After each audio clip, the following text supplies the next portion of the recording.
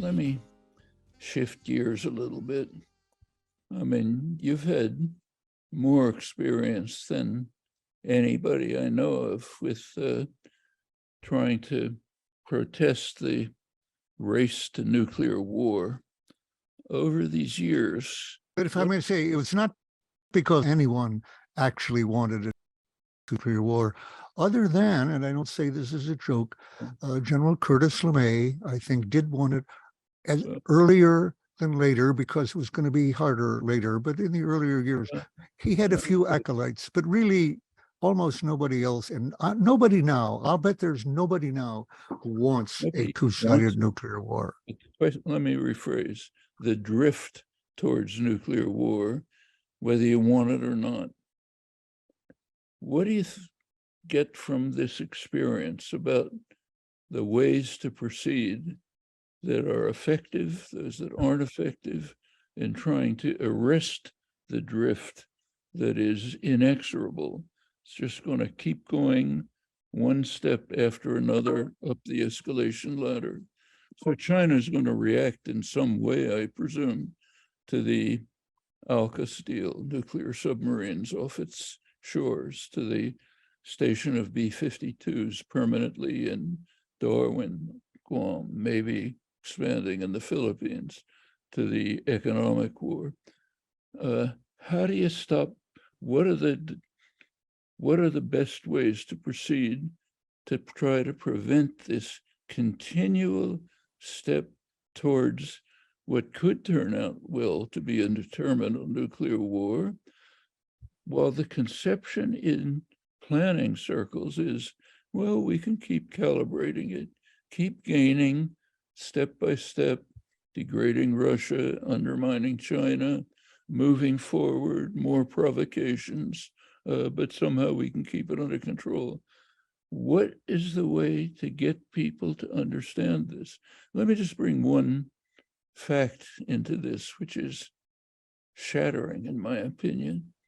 I think maybe I've mentioned this. The Pew polling centers just did a study of a couple of weeks ago of the issues that Americans find urgent, worth, how do they rank a couple dozen issues in terms of urgency?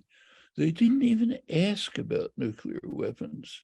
It's considered so low a priority that they don't even raise the question. As I think you know, Noam, we've discussed this. I don't know the answer to that question. I would say that the things we've done, and you know, you were, when it comes to movement and a standing to oppose these things, you've been at that much longer, and you've done it all over the world. And you gave me the understanding that I've worked with for the last half century and more. No one has influenced my thinking, my understanding of the world.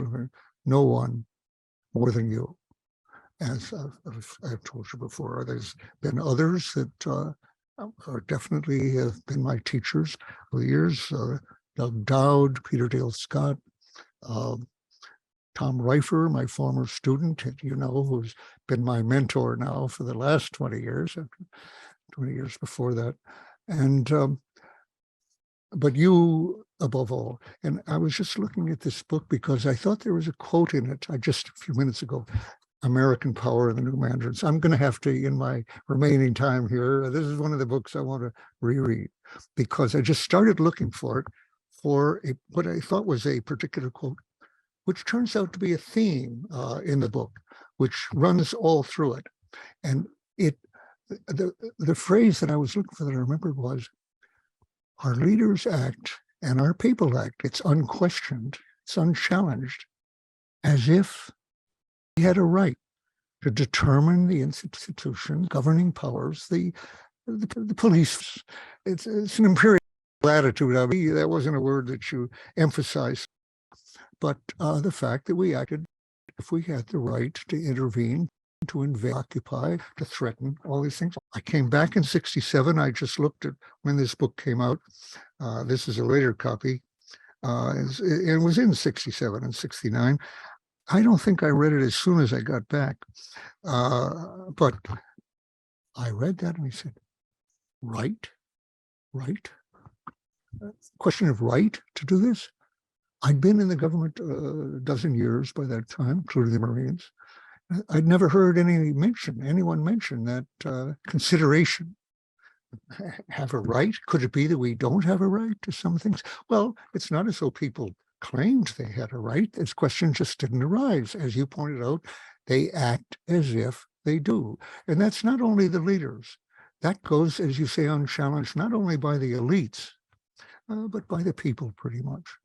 Really, when I was reading this, my first reaction was the old one, when I learned what was going on in Vietnam, with 2 years there, visiting 38 of the 43 provinces. I came back in 60s, having been all over Vietnam. And for example, that the public did not understand that this was an editing stalemate. It was clearly stalemate. Well, one reason they just that LBJ had explicitly in writing, that is the White House, forbidden the use of the word stalemate. It was taboo. Progress, and so forth. No stalemate. So my message was for insider to other people, like Assistant Secretaries of State, like Robert McNamara himself, Secretary of Defense, who agreed with me, by the way. In fact, they pretty much all agreed with me, but they didn't say it. We are stalemated in 67. And actually, the Tet Offensive didn't change that so much. It never changed until the end, pretty much. Okay, relevant to right now, of course. Of course, it's a stalemate there now, as European World War I was in 1916. I've just read a very interesting book. You've probably read it or not, by Philip Zelikow, called the Road Less Traveled, I think it's called, about the fact that the leaders with Woodrow Wilson, Bateman Holbeck in Germany, the French, the British, all understood that the war then was stalemated, a trench line from one side of Europe to the other, hardly moved at all. But for negotiation. And they reconsidered it, and then they were over. I said, no, one more offensive. Right now, I know negotiation because each side believes that it will make some progress with another offensive. Now, I believe, as in Europe, they will fail on both of those, or we'll see. I don't think it'll be any decisive thing. Will there be another chance then, after they failed in the spring, to negotiate in the way that, as you know, Zelensky was ready to negotiate a year ago in April? Hardly anybody knows this. The mainstream press never refers to it.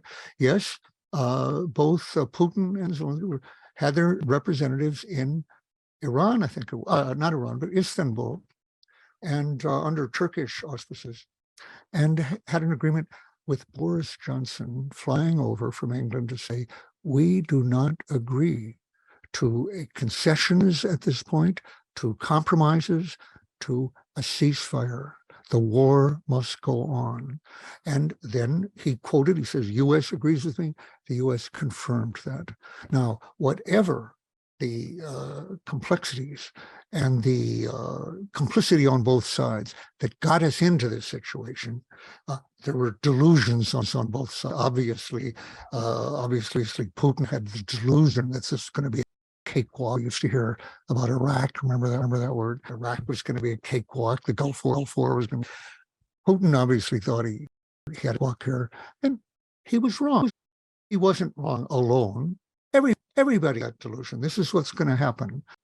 They'll go over quickly, and the U.S. will get most of the benefits I've spoken of. Arms sales will go up big.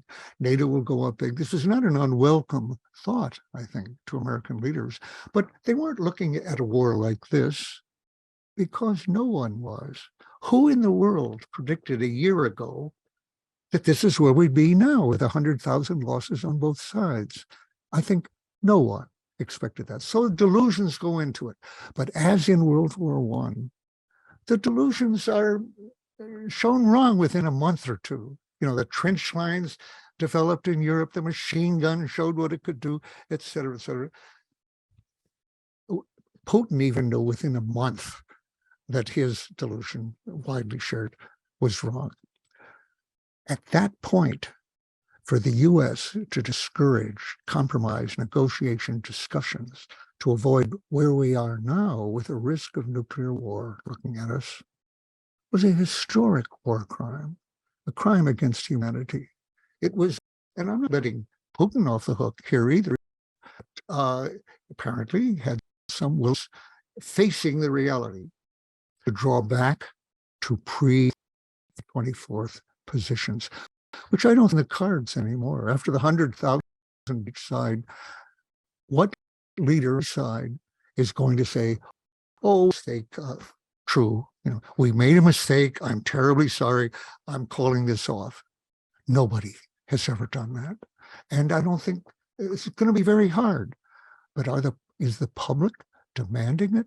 So I thought in 67, if the Tsar only knew how stalemated we were, if LBJ knew, and what I found is he did know, and he'd known all along. So that wasn't good enough. So I thought, well, maybe if I inform the public that the executive branch has always known, not that the war could not be won.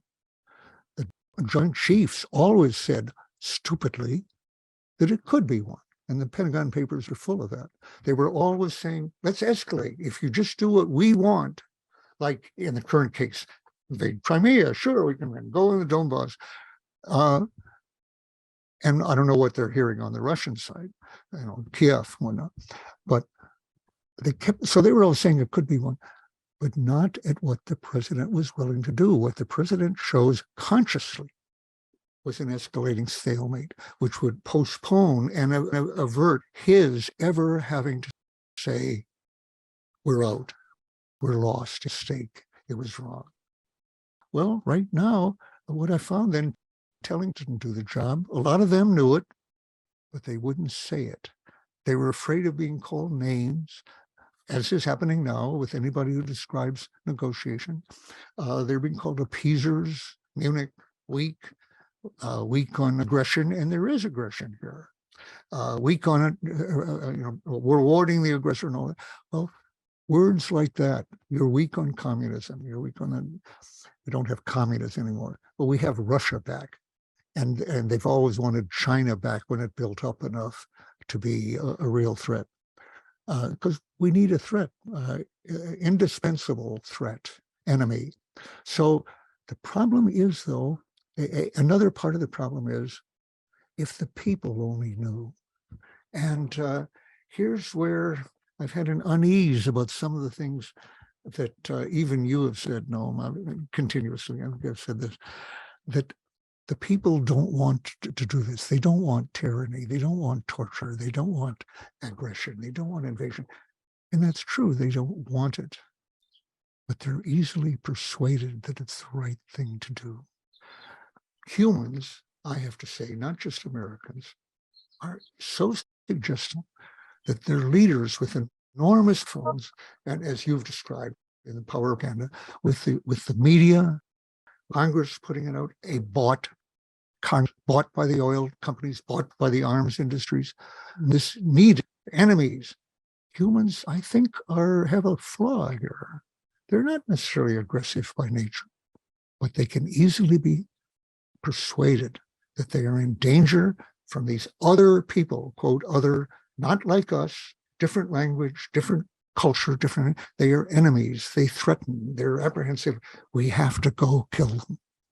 And so that is a problem in human nature, and it makes it very hard to avert the demagogues who profit from this enemy concept and the war concept. It is in their interest to fool people, and it's not that hard to do.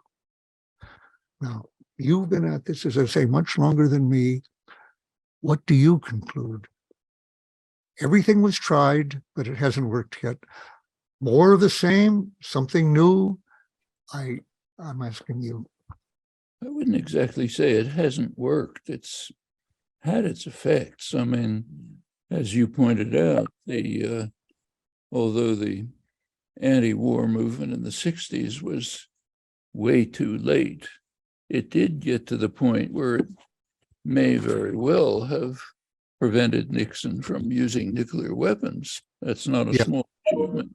No, definitely. As an insider, I can say it definitely kept a ceiling on the violence, which could have been far greater if the president had done what the Joint Chiefs wanted him to do and recommended. And a major reason why he didn't do that was the understanding of the anti-war movement, the pressure of the anti-war movement. That was very important. That saved millions of lives. It didn't end the war, but it saved millions of lives. And then it continues. Well, you get to the 1980s, looked in 1981 or so as if Reagan was, or his advisors were trying to pretty much duplicate what Kennedy had done 20 years earlier. You know, white paper about the communists taking over the world. We got to go to war in Central America and so on. Well, there was so much, in the 60s, nothing happened. Nobody paid any attention. In the 80s, there was such an outburst of protest from popular groups, church groups, others. They had to back off. It was horrible enough what they did in Central America, but it wasn't Vietnam. And you go to the war, invasion of Iraq. First time in history that there's been a huge protest against the war before it was officially launched.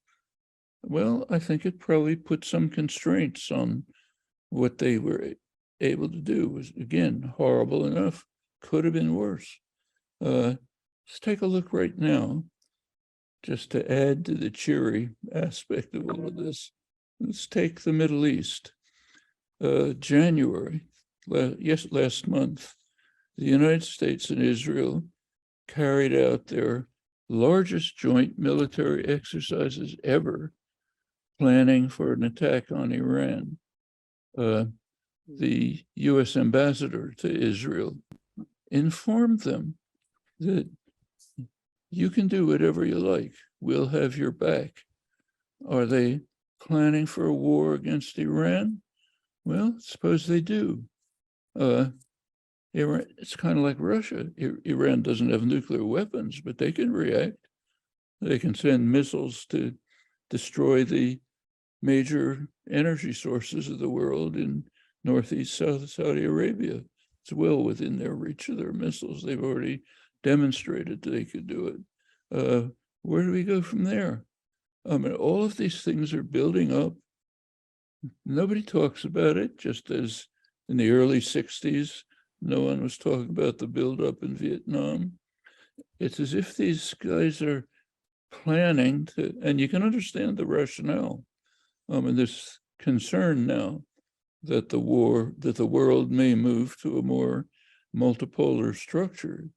The US allies in the Middle East, like Saudi Arabia, United Arab Emirates, they're drifting away. They're beginning to make moves towards accommodation, not only with Iran, but with China. UAE is the major hub for the Chinese maritime Silk Road. The US is kind of losing its control. Well, one way to bring them all back together, like getting Europe into Washington's pocket, is let's go to war against Iran. Then they'll all join together. And if Iran reacts, they'll be attacked, and we'll have them under control. I mean, it seems that this kind of thinking is pervasive, doesn't stop. And the failure to mobilize against it, the mobilization was too late. Should be planning in advance, saying, look what's going on. I have to do something about it. You have people who are like, there was a report about the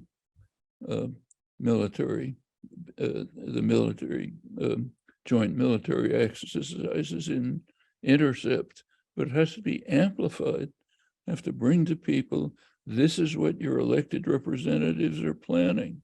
They're planning to calibrate the war in Europe, so it'll be a stalemate, and we'll get a bargain, degrade Russia while we move to attack China, build up the war, the provocation, escalation in China that we've been discussing, and maybe we'll keep it under control.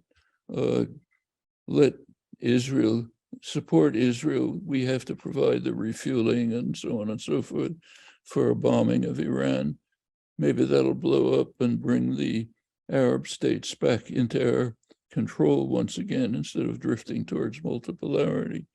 This planning is constantly going on. We react, but too late. Have to find ways to get there in time.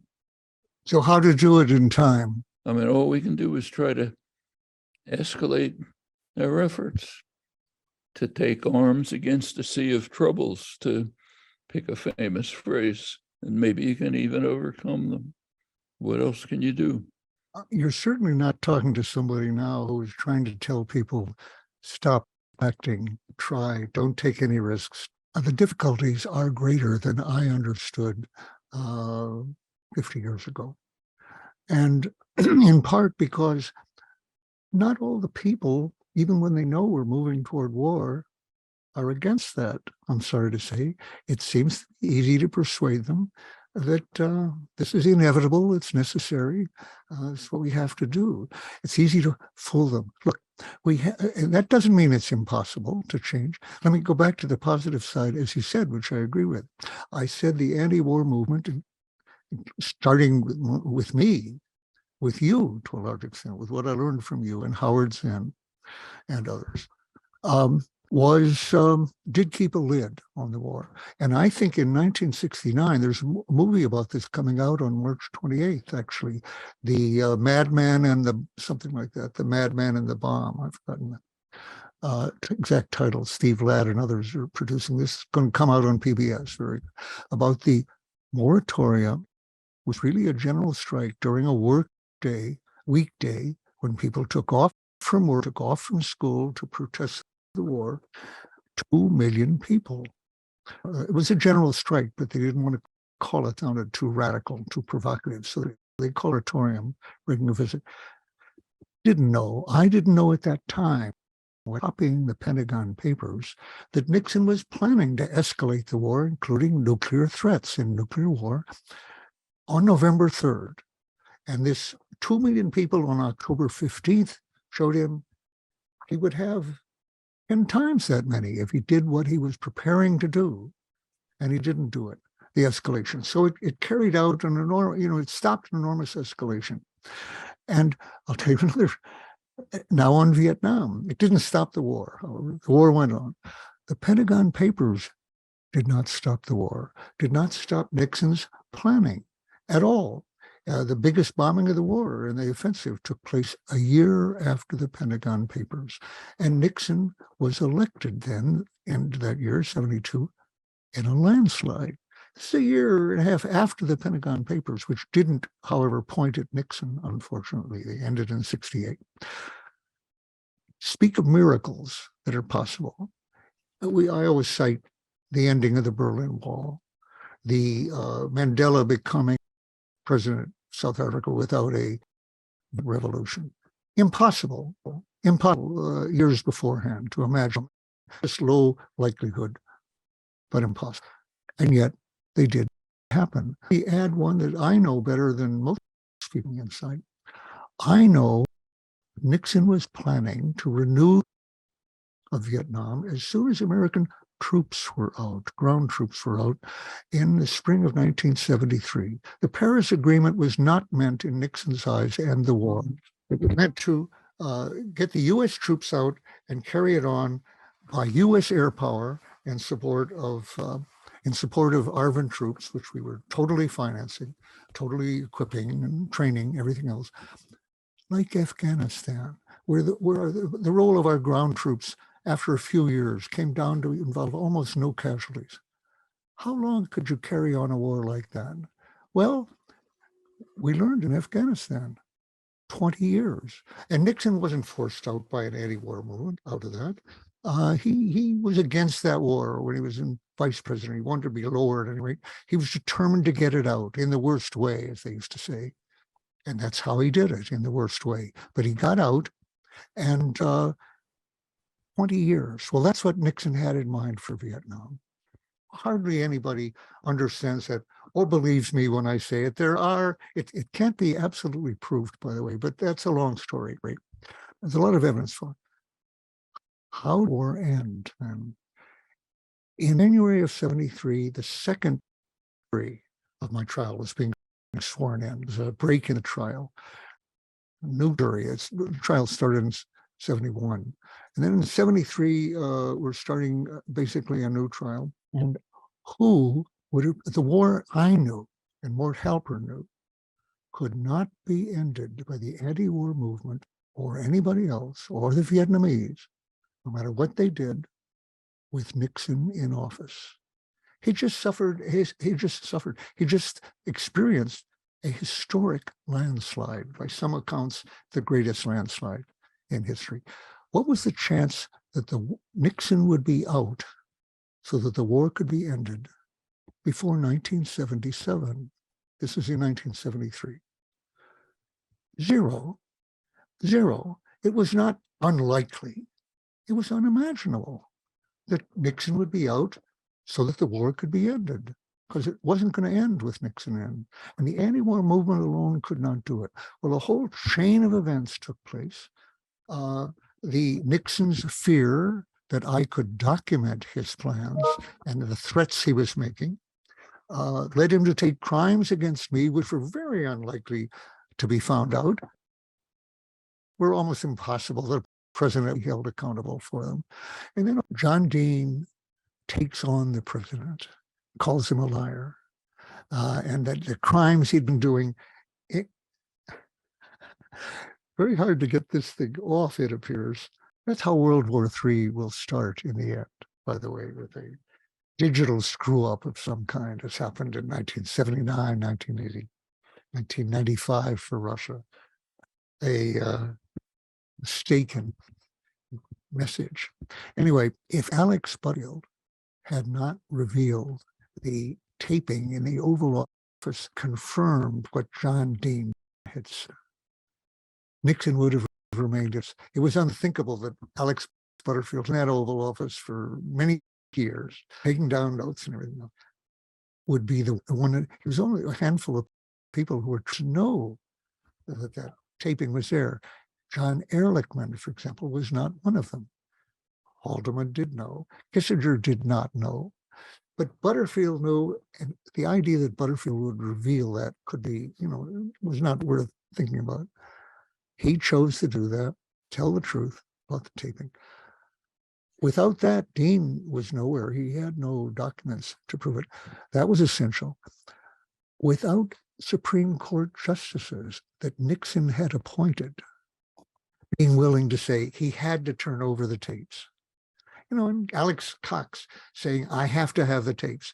Elliot Richardson saying, I resign, rather than fire Alexander Cox, his Harvard Law School teacher. Ruckelshaus being the second in command, brought in there, I won't do it either. And it comes back to Bork, who was willing to do it.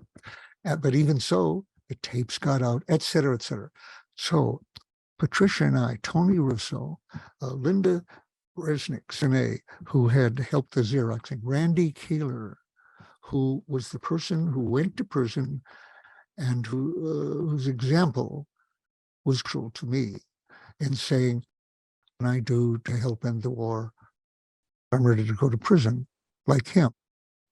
None of those people, including me, had any reason to think there was any chance, or much chance of shortening the war. But they did what they could, and each one of us, each one of them, was a link in a chain of events that, here's the point I'm making, that led to an actually unforeseeable event of making the war endable 9 months after Nixon left office for the first resignation in our history. So I'm saying, you push on every door, as you've been doing for much more than half a century. You don't know which one will open or make any difference. but it is not impossible that you will make a difference. And the Pentagon Papers happen to be a proof of that. It was not just the Pentagon Papers, but the fact that I had copied other papers on Nixon that scared him into taking people to incapacitate me totally, to go into my former psychoanalyst office, to get information, to coerce me, to blackmail me into silence, and that should become known and so forth. All of these things were unforeseeable, but all of us were doing what we could. You, as I said the other day, you and Howard Zinn and Dick Falk, another teacher of mine, had copies of the Pentagon Papers before they came out. Did that end the war? No, but I thought to know, you above all should know, not surprising to you, and made a difference until things came in. So, Noam, you were a big part of that, definitely. And as I said, you're the one who put the idea in my head. We don't have a right to be doing this, and we don't have a right to make nuclear threats. No one does. Putin does not. No, Kennedy did not. Khrushchev did not in 1962. They all talk about, oh, this person was provoked into doing this and he had no choice and, inevitable and so forth. Yes, that's the way they told everybody, the way people accepted. Bullshit. They were making choices that were insane risks. And that's what's happening right now. And if you ask me, could people think that a war could be contained in China? Well, I have to say, yeah, experience shows that.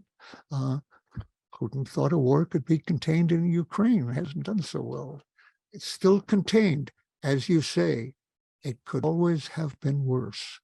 And indeed, the public attitude about nuclear weapons has been a major factor in the fact threats have not been carried out. Everything is at stake.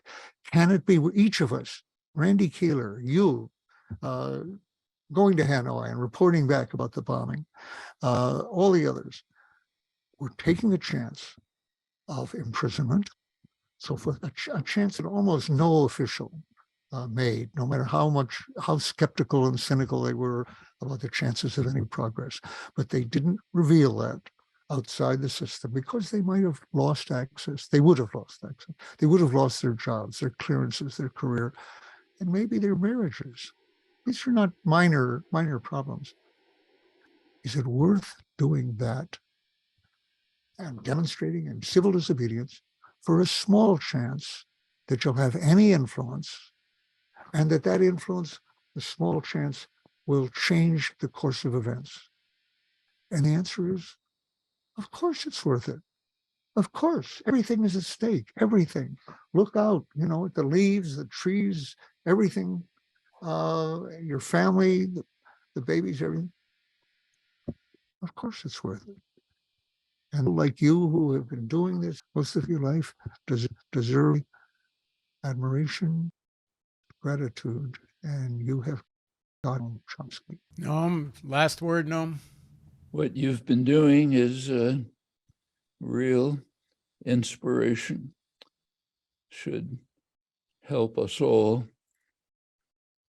stand up for what has to be done, no matter what the difficulties, and move on to overcome threats that could destroy us, but that we can control and overcome with enough effort and commitment.